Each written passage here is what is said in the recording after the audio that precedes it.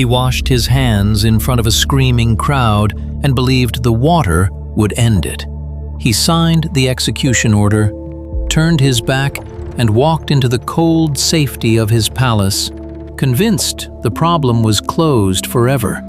3 days later, his own soldiers came running to report that the tomb was empty, the imperial seal was broken, and the body was gone. The man Pilate had killed was, according to an expanding number of witnesses, walking through Jerusalem alive, and from that Sunday morning forward, nothing in the governor's life would ever function properly again. This is not the story of the crucifixion. This is the story of what happened after. The years no one tells, the slow unraveling of a career, a mind, and a man who had the truth standing inside his own palace and chose to hand it over to a mob because he was afraid of losing his job.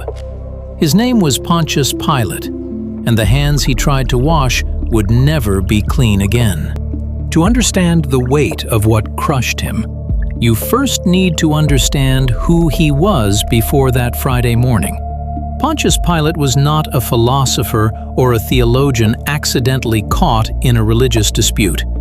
He was a career bureaucrat of the Roman Empire, a man from the equestrian order, the second tier of Roman nobility, ambitious enough to climb the imperial ladder, but not well-born enough to reach its highest rungs without calculated political maneuvering.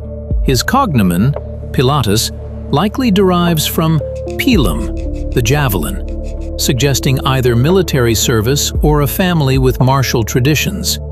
His praenomen, his first name, is lost entirely. History does not even know what his mother called him. He was appointed prefect of Judea around 26 AD by Emperor Tiberius, inheriting a province that was, by any measure, one of the most difficult postings in the empire. Judea was not a reward, it was a test. The province sat at the intersection of 3 continents, populated by a fiercely monotheistic people who refused to worship the emperor, who rioted at the sight of Roman standards bearing Caesar's image, and who celebrated festivals commemorating their liberation from a previous empire. Festivals attended by hundreds of thousands of pilgrims who sang songs of freedom while Roman soldiers watched from the fortress walls. Every governor before Pilate had struggled. Most had been recalled. The province chewed through administrators the way it chewed through patience, and Pilate made enemies from the start. His very first act as governor, according to Josephus, was to send troops into Jerusalem carrying military standards bearing medallion portraits of Emperor Tiberius, something no previous governor had dared, because Jewish law categorically prohibited graven images in the Holy City. The standards arrived at night, carried by a detachment marching under cover of darkness, and the people of Jerusalem awoke and saw the images of a pagan emperor mounted on poles overlooking the temple. The reaction was volcanic. Crowds marched to Pilate's official residence in Caesarea Maritima, a journey of over 60 miles, and prostrated themselves before the palace for 5 consecutive days and nights, declaring they would rather die than see their sacred city defiled. Pilate had his soldiers surround the crowd and draw swords. The Jews bared their necks. They offered their throats. They refused to move. Pilate stared at the prospect of massacring an unarmed civilian population, a bloodbath that would have reached Tiberius's desk within weeks, and he backed down. The standards were removed, but the damage was done. The province had learned something about its new governor. He would provoke confrontations he could not win, and then retreat when the pressure exceeded his nerve. It was a pattern that would repeat itself with devastating consistency. He tried again later, using funds from the sacred temple treasury, the Corban, money dedicated to God, to build an aqueduct bringing water to Jerusalem. The infrastructure project was arguably beneficial to the city. The funding was sacrilege. Riots erupted. This time, Pilate adopted a different strategy. He sent soldiers into the crowd disguised as civilians, wearing cloaks over their armor, carrying concealed clubs. At a prearranged signal, the soldiers revealed themselves and attacked.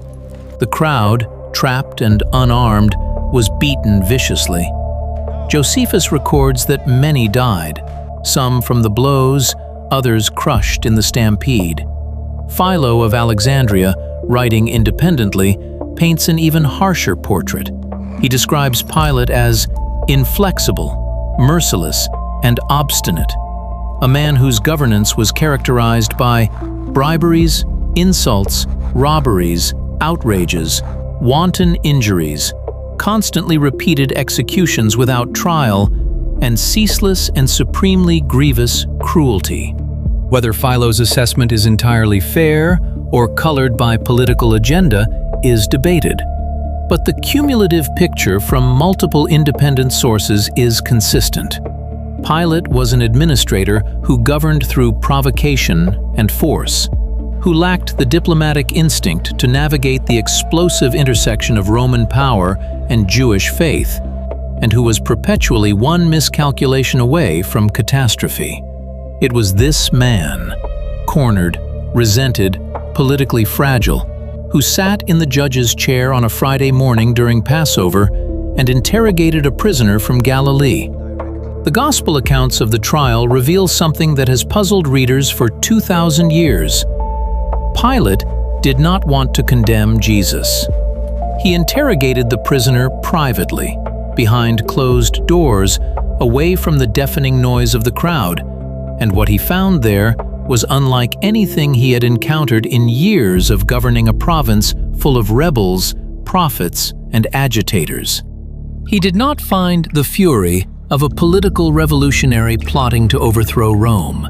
He did not find the desperation of a man terrified to die. He found an unshakable peace, a silence that completely disarmed him, and a majestic authority that did not need armies or swords to exist. When Pilate asked, "Are you the king of the Jews?" Jesus answered, "My kingdom is not of this world." When Pilate pressed, "So you are a king?" Jesus replied, "You say that I am a king. For this purpose I was born, and for this purpose I have come into the world, to bear witness to the truth. Everyone who is of the truth listens to my voice." And Pilate responded with the question that has echoed for 2,000 years. What is truth? He asked it while truth was standing 3 feet in front of him. Pilate found no basis for a charge. He sent Jesus to Herod Antipas, hoping to transfer the responsibility. Herod, who had beheaded John the Baptist, who had been curious about Jesus for months, hoping to see a miracle performed like entertainment. Herod questioned Jesus at length. Jesus said nothing, not a single word. Herod's soldiers mocked him, draped him in a splendid robe, and sent him back. Pilate tried the Passover amnesty, a custom allowing the crowd to choose one prisoner for release. He offered them a choice: Jesus or Barabbas, a man convicted of insurrection and murder. The name Barabbas means son of the father in Aramaic, Bar Abba. The crowd chose the son of a human father and condemned the son of the heavenly Father. The irony cuts so deep that scholars have debated for centuries whether the name itself is symbolic. Pilate ordered the scourging, a Roman flagellum, leather straps embedded with bone and metal shards, designed to flay the skin from the back in strips. Many prisoners did not survive it. Pilate hoped the sight of a destroyed man would satisfy the fury of the religious leaders without requiring a cross. He brought Jesus out, battered, bleeding, the crown of thorns still embedded in his scalp, and said 2 words, "Ecce homo," behold the man. The crowd screamed louder, and during these desperate hours, while Pilate was sitting on the judge's seat, his wife Claudia Procula sent him an urgent message, a detail recorded only in Matthew's Gospel. "Have nothing to do with that innocent man, for I have suffered much because of him today in a dream." A Roman governor's wife, on the morning of the most consequential trial in human history, sending a private warning based on a dream. Pilate received the message. He read it, he understood it, and he ignored it. The dream of his wife joined the truth of the prisoner, the evidence of innocence, and his own rational assessment, all pointing in the same direction, all overridden by a single calculation: political survival. And then the chief priests played the card that ended his resistance. If you release this man, you are not Caesar's friend. Anyone who makes himself a king opposes Caesar. The threat was precise and lethal. In the paranoid court of Tiberius, an emperor who executed men on suspicion, who saw conspiracies in every shadow, an accusation of tolerating a rival king was a death sentence for the official who tolerated it. Pilate understood the calculus instantly. He could protect the innocent man and lose his career, his status, possibly his life. Or he could condemn him and keep everything. He asked for a basin of water. He washed his hands before the crowd. "I am innocent of this man's blood," he declared. "See to it yourselves." The gesture was borrowed from Deuteronomy 21, an ancient Jewish ritual for when a murdered body was found and no one could identify the killer. The elders of the nearest city would wash their hands over a heifer and declare, "Our hands have not shed this blood." Pilate, a Roman, was using a Jewish ritual to absolve himself of a Jewish prisoner's blood in front of a Jewish crowd. Whether he knew the origin or was simply improvising a theatrical gesture of innocence, the crowd understood the meaning, and they answered with the most terrible words ever spoken by a collective voice: "His blood be on us and on our children." Pilate delivered the order. The soldiers took Jesus into the praetorium, stripped him, and dressed him in a scarlet military cloak, the color of mockery, the color of a pretend king. They pressed a crown of thorns onto his head.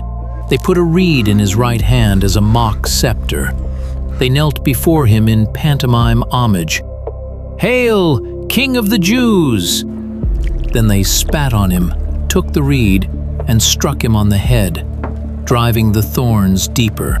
When they had finished, they stripped the cloak from his torn back, pulling fabric from wounds where it had dried into the blood, and dressed him in his own clothes. They led him out to be crucified. A man named Simon from Cyrene in North Africa was seized from the crowd and forced to carry the horizontal beam of the cross when Jesus collapsed under its weight. Simon had come to Jerusalem as a Passover pilgrim, a Jew from the diaspora, certainly not expecting to be conscripted into carrying an execution instrument through the streets. Mark names his sons, Alexander and Rufus, which tells us the early church knew this family. Paul greets a Rufus in his letter to the Romans. The crossbeam weighed roughly 30 to 40 kilograms. Simon carried it to Golgotha, the place of the skull, a rocky outcrop just outside the city walls, positioned near a major road so that every traveler entering or leaving Jerusalem would see the crosses and understand what Rome did to those who challenged its authority. At 9 in the morning, the nails were driven. The cross was raised. 2 criminals hung on either side. Above his head, Pilate had ordered a sign posted in 3 languages, Hebrew, Latin, and Greek. "Jesus of Nazareth, the King of the Jews." The chief priests protested, "Do not write the King of the Jews, but that he said, 'I am the King of the Jews.'" Pilate's answer was cold and final. "What I have written, I have written." It was the only moment in the entire affair when Pilate refused to bend. The sign stayed. 6 hours of crucifixion followed. At noon, darkness fell over the land, 3 hours of unnatural blackness. At 3 in the afternoon, Jesus cried out, my God, why have you forsaken me?" Then, "It is finished." He bowed his head and died. The earth shook. The temple curtain, 60 feet tall, thick as a man's palm, tore from top to bottom.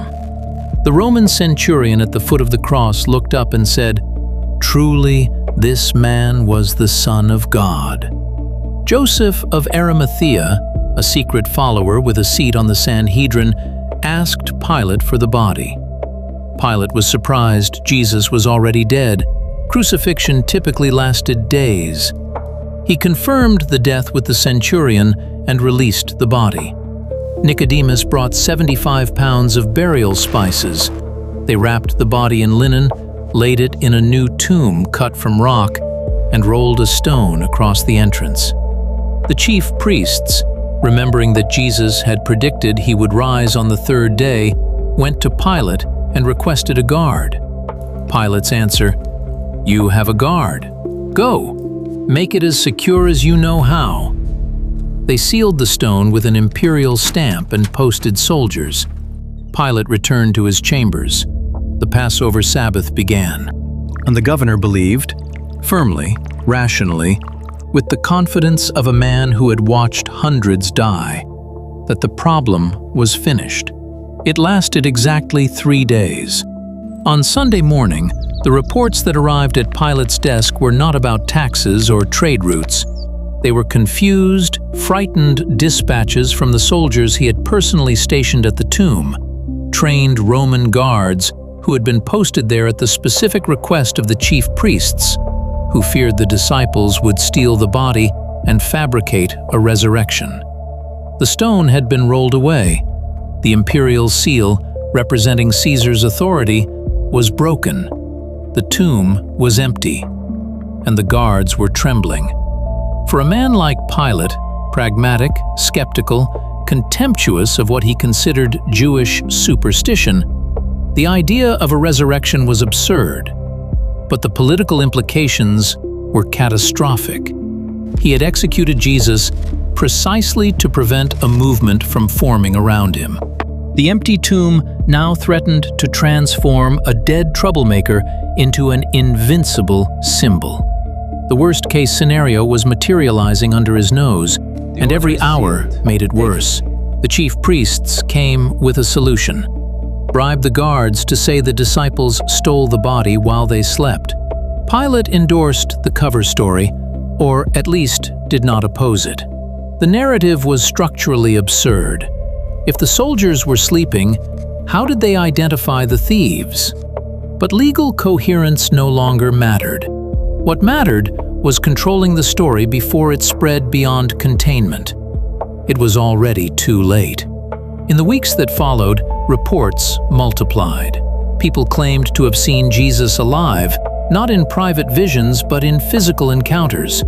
They said he ate with them, showed them his wounds, taught them.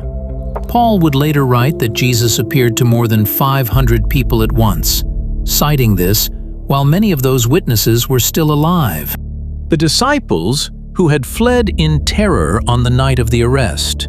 Peter, who had denied knowing Jesus 3 times in Pilate's own courtyard, were now preaching publicly in the streets of Jerusalem with an audacity that defied explanation. They were not whispering, they were shouting, and they were doing it on the steps of the temple, in the jurisdiction Pilate was supposed to control. The movement he had killed a man to prevent was growing faster than it had before the crucifixion. The cross, instead of ending the story, had become its engine.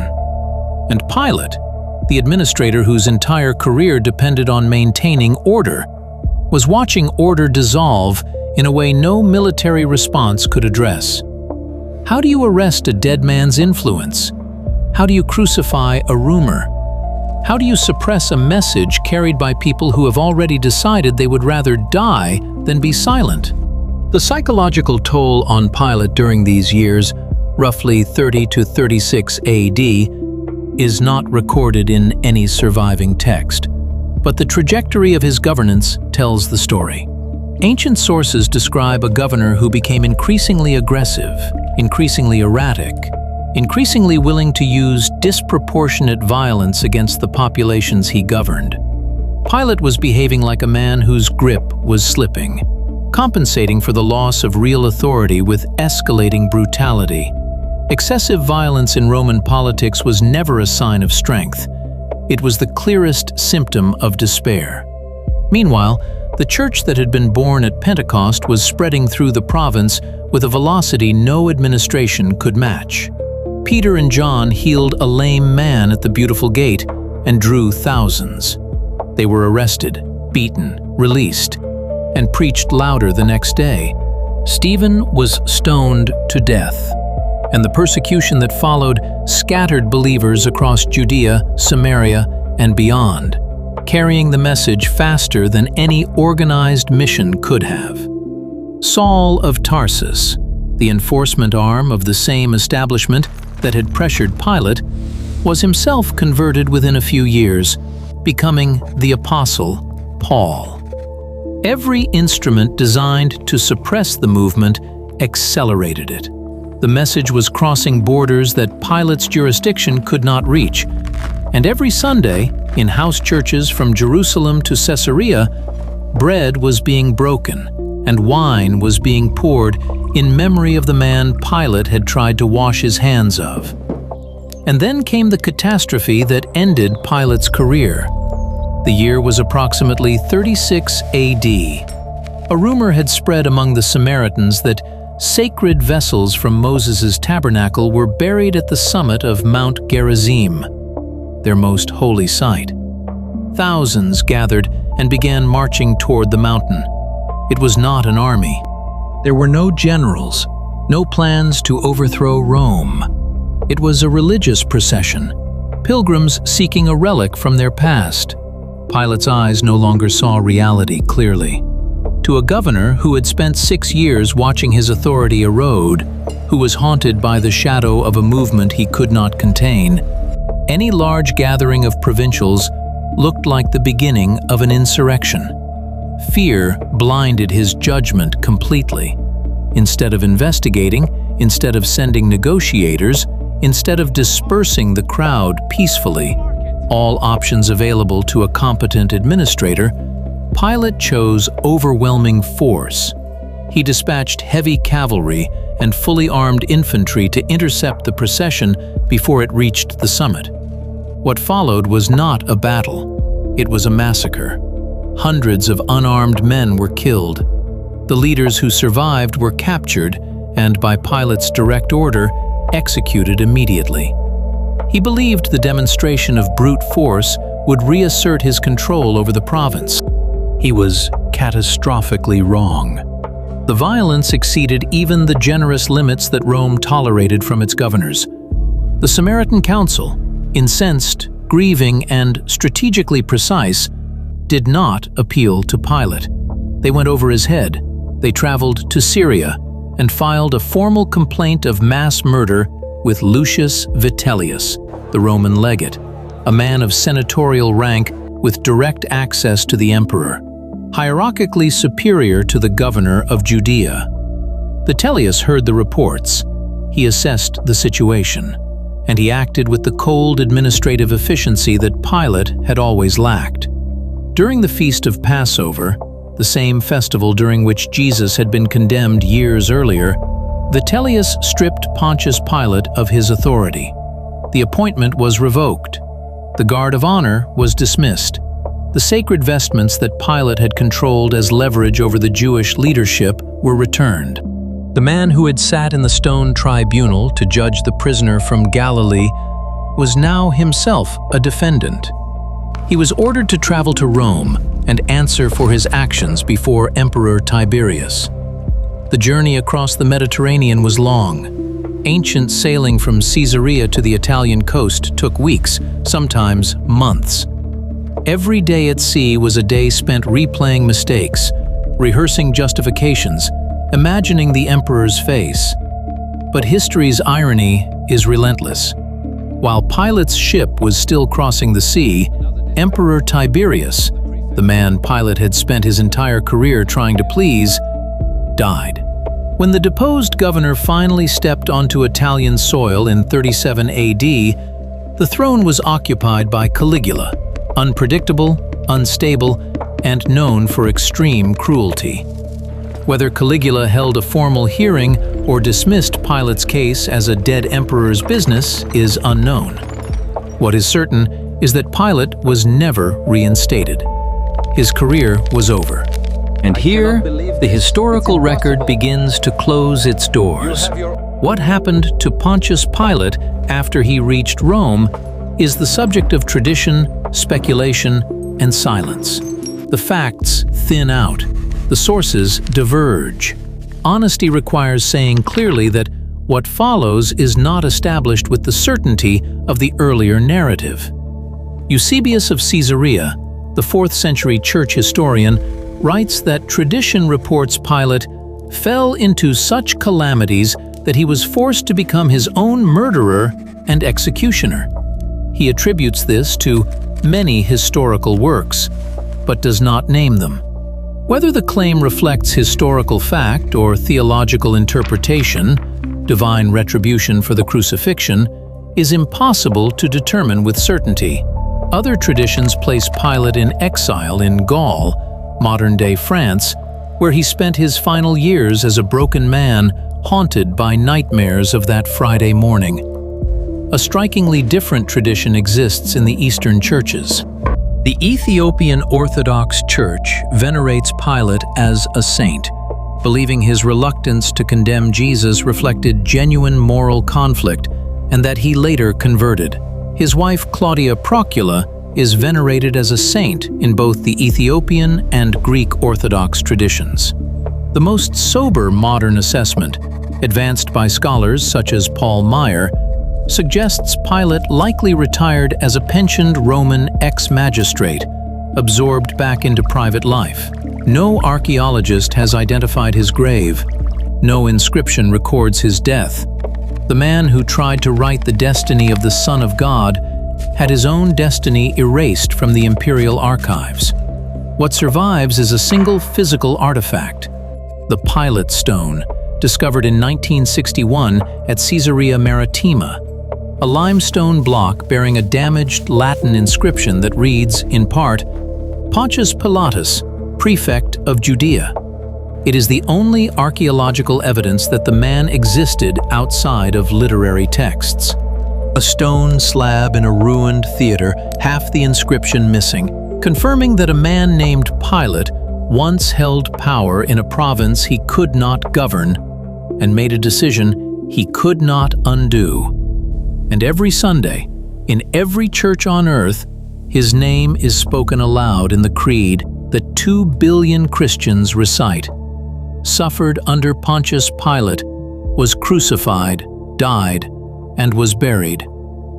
He is the only Roman official named in the foundational confession of the Christian faith, not as a hero, not as a villain, but as a historical marker. The creed does not say, suffered under Caiaphas, or suffered under Tiberius. It says, Pontius Pilate. His name is the timestamp. It anchors the crucifixion in a specific place, under a specific jurisdiction, during a specific administration. 2,000 years after he washed his hands and walked away, his name is still being pronounced. Millions of times every week, in every language on earth, in the one sentence he spent his entire career trying to avoid being associated with. The story of Pontius Pilate is not the story of a monster. It is the story of a bureaucrat. A man who knew the truth, who looked into the eyes of the prisoner and found no guilt, who heard his wife's warning, who tried 5 separate strategies to avoid the decision, and who, when the pressure became unbearable, chose his career over his conscience. He was not evil in the way Herod was evil. He was weak, and the particular tragedy of his life is that weakness, in the presence of truth, produces the same result as malice. The innocent man dies either way. He lost the truth. He lost his career. He lost his province, his authority, his reputation, and, depending on which tradition you believe, his sanity, his freedom, or his life. The one thing he kept was his name, and that name is now inseparable from the event he tried to wash his hands of. No amount of water in the world has the power to clean a conscience that chose the path of least resistance when the path of truth was standing right in front of it, inside its own palace, wearing a crown of thorns. What struck you most? The empty tomb report, the Samaritan massacre, the creed that bears his name, or the Pilate stone? Drop your answer in the comments. I read every single one.